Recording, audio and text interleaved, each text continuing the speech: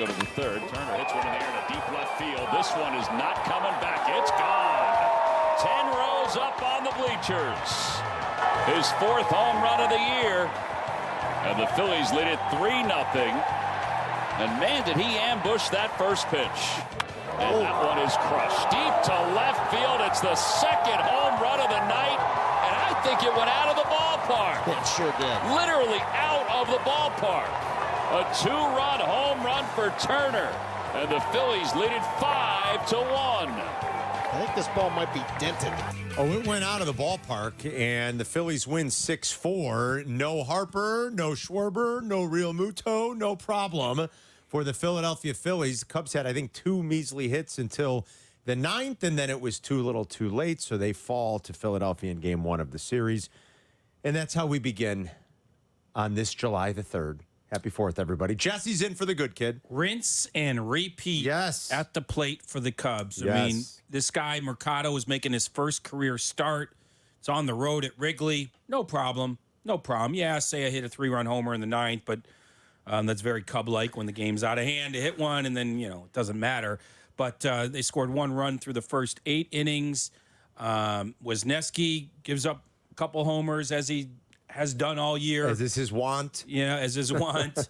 And, I mean, I guess the baseball gods were telling Cub fans and Cubs brass something when the $300 million shortstop hits 2 homers. He's hitting like .330. Granted, he missed some time with an injury.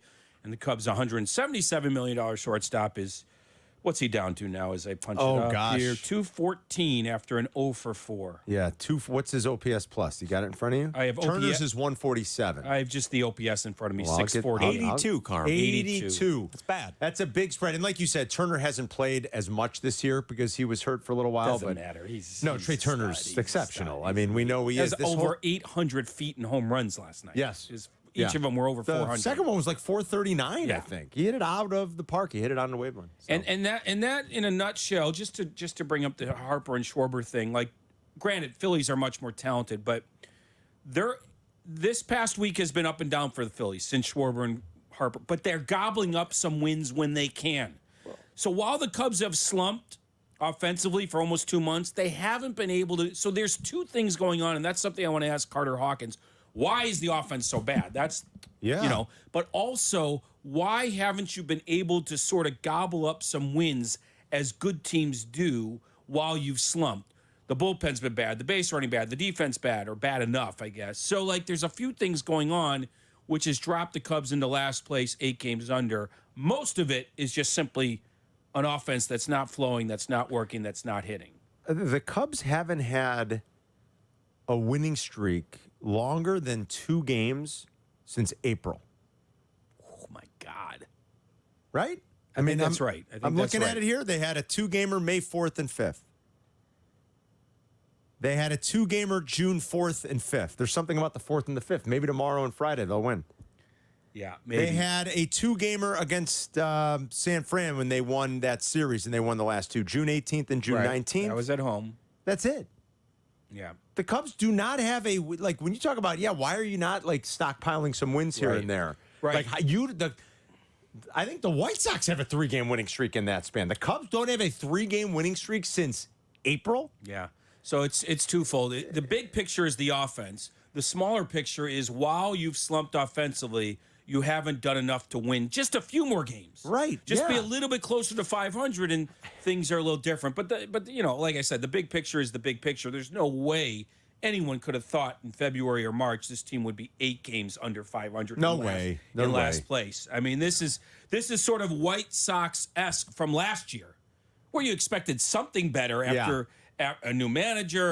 We got rid of La Russa. You were leading the charge, and they went backwards. Here, they got rid of Ross. Yeah. You were probably leading that charge, too. I was definitely not leading that charge. Sylvie and Cap, I'm sure, Sylvie and Cap were leading that charge. They like to pile on, and they've gone backwards. There are similarities. Well, and the real kick in the you-know-what is the fact that the team council left hasn't missed a beat. Oh, they traded their 100%. best pitcher. Another one of their best pitchers has been hurt all year. Elevate the bench coach. And they elevate the bench coach. And granted, like the Ortiz thing has helped them. That's an embarrassment of riches in Baltimore. Baltimore can afford to get rid of Joey Ortiz, and Joey Ortiz is probably going to finish in the top 3 in Rookie of the Year voting. So, like, that helps. Signing Reese Hoskins helps. He's been okay. So, like, they did add a little bit. Well, of course they did. But they've gone to the moon. Yeah, they've gone to the moon. And that's, like, the biggest and kick in the you-know-what. And who knows, come October, they may not be good enough. I mentioned to you yesterday probably Milwaukee's looking for pitching. I mentioned Fetty, and they added Savali. For some reason, you said it yesterday. You're right. Aaron Savali goes to Tampa and gets worse. Usually pitchers get better. Usually they do. We'll see. Now, knowing the Brewers, they'll fix him, because he was bad in Tampa last year and this year. So it's a small deal on paper because he has a 5 ERA, but it could turn out to be a big deal because in the past he's been a good pitcher. Fetty might end up in Milwaukee as well. They're probably not done. They'll add a couple of smaller pieces instead of like the big fish, like you were saying yesterday. Because they can't afford the Fetty big might fish. be good for them, actually. Probably would be good for them. Oh, yeah. 100%. Yeah. They're not good enough on the mound to do much in the playoffs on paper. $7.5 million for next year. It all works. So the kick in the butt is a big boot. It's a big kick when you consider Milwaukee, the Cubs, the managing situation, trading. I mean, how about the owner of the Brewers? He was ready to pay $5 or $6 million to retain counsel. I don't know what Pat Murphy's making, but it can't be a lot. It can't be $2 that. million? Yeah, right, exactly. Right? So he saved money, and the team is even better. I mean, there's a lot of good questions to ask Carter Hawkins. Yeah, Carter Hawkins, Jesse booked Carter Hawkins for us. He's the Cubs GM. He will join us at 2 to lead the final hour. So nice work, Jess. Good job. Thank you. Do you want to continue on baseball and get to Luis Robert, or do you want to go to Bulls? Where do you want to go? No, let's spend a few minutes on baseball. Okay, because the other thing is, like you mentioned, Luis Robert. I mean, what happened? And I don't expect people to be tuned into exactly what the White Sox are doing in the 9th inning of another loss. But they came back, they tied it. They went to Kopech, which, sometimes to me is I don't know. Conventional wisdom, I guess he can throw it in the garbage, but most of the time it doesn't say go to your closer and tie him on the road. Most of the time it says go to your. You at home. You might want to do turn. that. I mean, It's no big deal. It is what it is. I probably got squeezed on what should have been strike 3. Didn't happen. Then Michael Kopech kind of gets his spike caught on the mound, throws a very awkward wild pitch that could have hurt him. Actually, didn't, but throws a wild pitch, and a runner on second advanced to third with less than 2 outs. And then what happened? As the game ended on a walk-off sac fly, Luis Robert wasn't, nobody, I don't think, is throwing out, I think it was Jimenez, right? It was Andres Jimenez, who can scoot a little bit. Nobody was throwing that runner out. But it sure looked like Luis Robert was unaware of the situation. What did I text you? It looked like Luis Robert forgot the inning, the score, and the outs. Yes. Other than that, it was a good catch.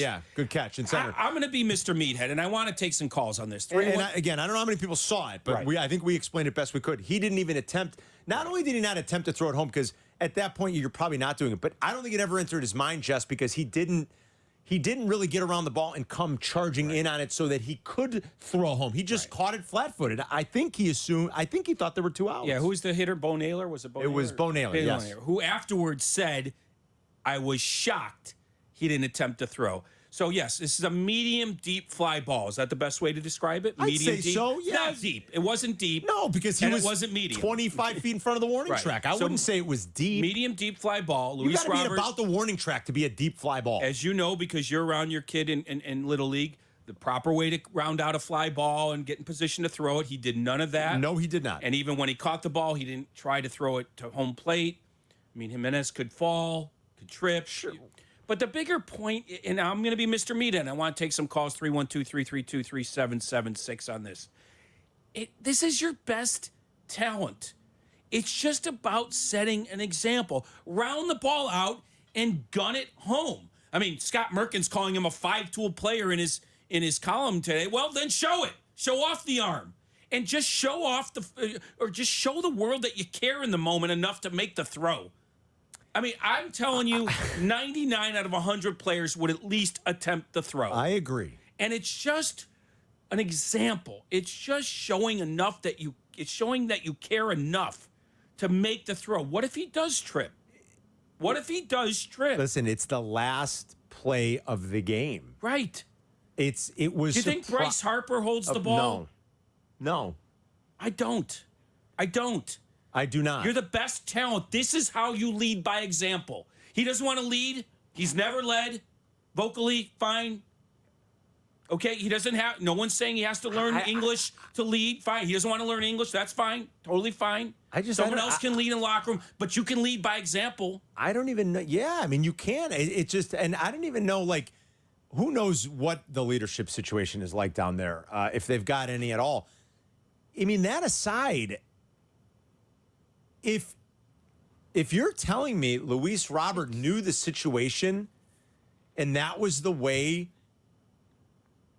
he decided to play out that out, he's claiming he had no chance. I read his quotes afterwards. Like, He's claiming he's no chance. Grafal. That's pretty sad. But it kind of goes to the Cubs as well in the sense, like, control the controllables. You have a crappy team on the south side. Show that you care a little bit. You're struggling on offense on the north side. Tighten up the things you can tighten up. Show that you care a little bit. You know, and I know it's meatballish. I know it's meatballish. But I don't even know that it is, Jess. I mean, like, is it? Had Luis Robert had to go back on that ball and make a catch at the warning track? Like, of course not. Like, I get it. Right. You catch on the track, nothing you can do. I understand it. Like, there's the game's over at that point. Off the bat, I was in the Cubs press box watching. Off the bat, I'm like, okay, we got to play at the plate to end the game. Yeah, it's just I almost think.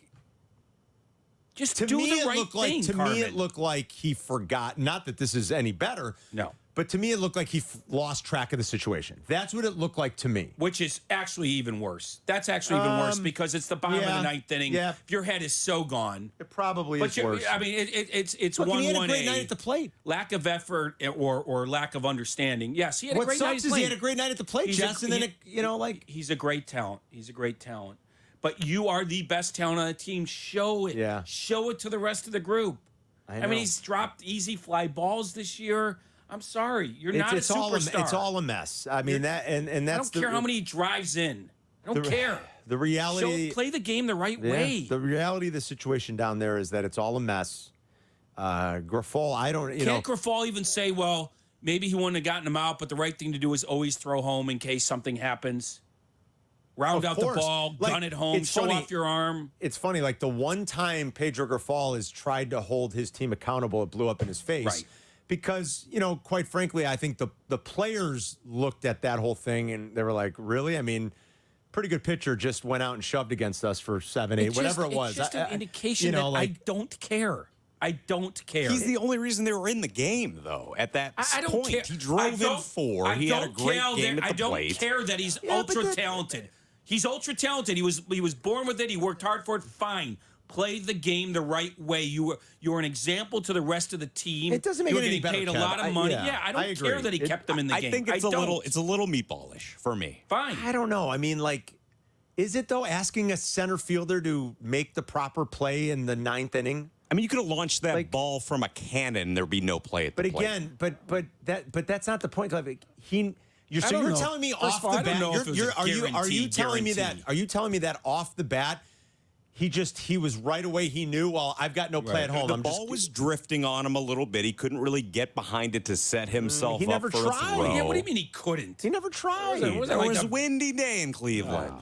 He never even tried to get to round that ball. I asked if it was meatball. He said it was. I don't think it's meatball. I don't either. I'm in the minority. Jack doesn't think so either. No, I don't think so. I'm on an island here. It's the right. To me, it's like if you're in a basketball game, your team's down 3, and you have the ball at full court with a chance to win it. If you just chuck up a full court heave, there's like a less than 1% chance it's going in. Right. But you at least still have to throw it up to make the play. Right. This is the major leagues. Yeah, you do things right to the final out. I got to be honest. I don't think it's meatball to suggest that your star center fielder should A, know the situation, and B, put in an effort. Still try. I don't think that's asking a lot. I don't think we're being overly critical here. And they're miserable, and I get it. Like, what's another loss? But those players are still out there trying to win, I think, on most nights, Chris right? Like, Getz, you're trying to build something new. You're trying to build something new, and every moment of like that takes away from it. Jim's in Chicago Heights. What's up, Jim? Unbelievable. That'd be like hitting a pop-up in the infield, and you don't run out. You stand at home plate to admire it. Yeah, it's equal to that. my grandson knows better than to do something like that. You're not a team player if it's all about me, and that's what it was. And thanks, Jim. I really do. To me, it smacked of he forgot the situation. It did, which is amazing. That's if what that it looked was like to me. It did look like that. You know, I mean, the whole thing. Paul DeYoung's throwing the ball into the back of Josh Naylor. You know, that allowed 3 runs to score ultimately because someone followed with a home run. And I'm sorry, the guy that hit the ball said, "I was shocked they didn't get a throw." Now, in the same sentence, he also said, "But then I'm only a little surprised because he would have made it easy," or something like that. Like he contradicted himself, but he used the word shocked that he didn't throw the ball. I don't think anybody thinks that he was going to be able to throw the runner out. It's just, it was surprising to see the way he went about it. Either, to me, there's 2 things here. Either A, he just didn't care, or he lost track. Now, I don't know what's worse. Well, if you read his quotes after the game, he said he had no chance. Maybe we'll read him after the break. Then. I mean, that's what that is. Yeah, it's just that's not caring. Yeah, I try not to be a meatball on stuff. Well, but when there are things you can control, when you're bad, you need to control them even more. Like if you're the Phillies, you can afford to do one of those moves. Okay, I don't know. You've got to know the situation you're in. It's amazing we still get this worked up over a 21-win, whatever the hell they have, baseball team. Because we're watching the games and we're people are paying money. A 24-win team, but yeah, you sort of expect a certain baseline level of performance out of professionals, even when they're 24 and 63, and they got it for most of the game. I mean, they came back in that game. It's not that the wins and losses really matter. Sometimes it's just how it happens and how it comes together. And I don't know. I thought in a long line of bad looks for this team, it was another one last night. We've seen bad teams that give it their all and play smart as much as they can. White Sox aren't that. Is it meathead-ish? Is it asking too much? Maybe what do you think happened in that moment last night? We'll grab some more calls on it. And if you want to talk about the Cubs, Jesse's here all day. You can ask some questions as we're now inside of a month from the trade deadline. Carter Hawkins will join us at 2. We'll see what he wants to disclose with us about their plan of action. Like you made a good point yesterday. These teams really are focused on the draft here in a couple of weeks, first and foremost, and then they'll move on to... Yeah, let's just ask him about the draft. Yeah, He'll be more than happy to answer those questions. So if you want to ask any Cubs questions, I mean, they look like a dead-ass team walking sometimes, too, quite frankly. And they did for most of that game last night. Oh, yeah. 312-332-3776. It's Carmen and Jurko. Jesse's sitting in for the good